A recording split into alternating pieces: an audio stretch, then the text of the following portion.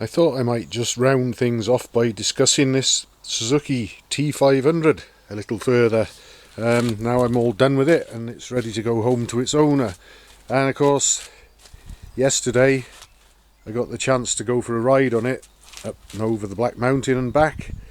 And I sort of knew pretty much what to expect, because I remember one of these bikes being around sort of, well, not so much back in the day, but probably at the sort of time I'm thinking of, it would have probably been perhaps a 10-year-old bike or something that did the rounds between a few friends that I had. And I was aware of them being very torquey and sort of forget anything that you might expect from a two-stroke of the period. And you can certainly sort of forget any ideas if you think this is going to be like a Yamaha RD or a Kawasaki H or KH, sorry, as it is absolutely totally different. A nice, steady, stable, torquey engine, and it just sort of pulls like a turbine and very smoothly from almost little more than a tick over up to, I think it's probably sort of all done and finished by about 7,000 RPM or even lower actually. There's no point in even going anywhere near that.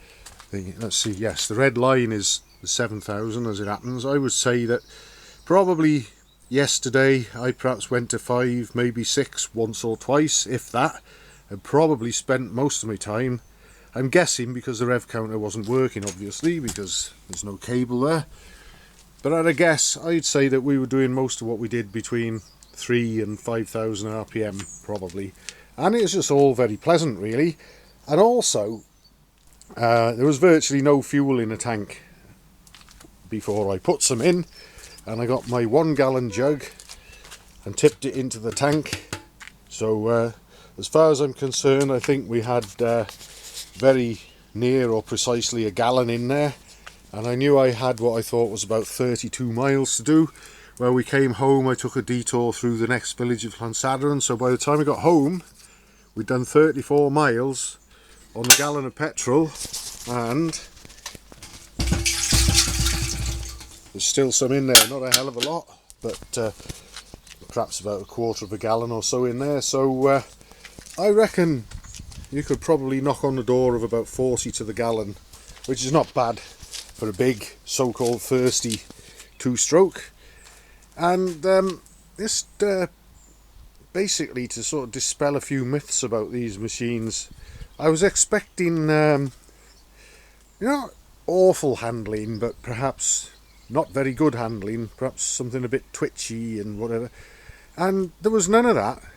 I think a few of the lines I took or intended to take perhaps didn't come out quite as precise as I might have thought they would, but it generally went where I wanted it to. We all saw it going up and down the mountain and through all those twisty bends and the hairpin and everything, and it didn't do anything alarming. I know I wasn't pressing it, wasn't riding it like I was in a TT or anything, but it was a nice, comfortable, relaxing ride. Never at any point was there any worry or stress or anything like that.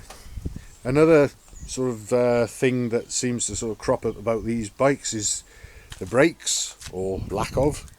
And I think that, compared to sort of today's bikes, obviously the brakes would be nowhere near what you can get out of them, and I wouldn't expect them to be, but for what they were in a day and what they can deliver within the bike's capabilities, and I think as long as you use a bit of common sense, they're up to the job. So overall, I've got to say I was very impressed with this.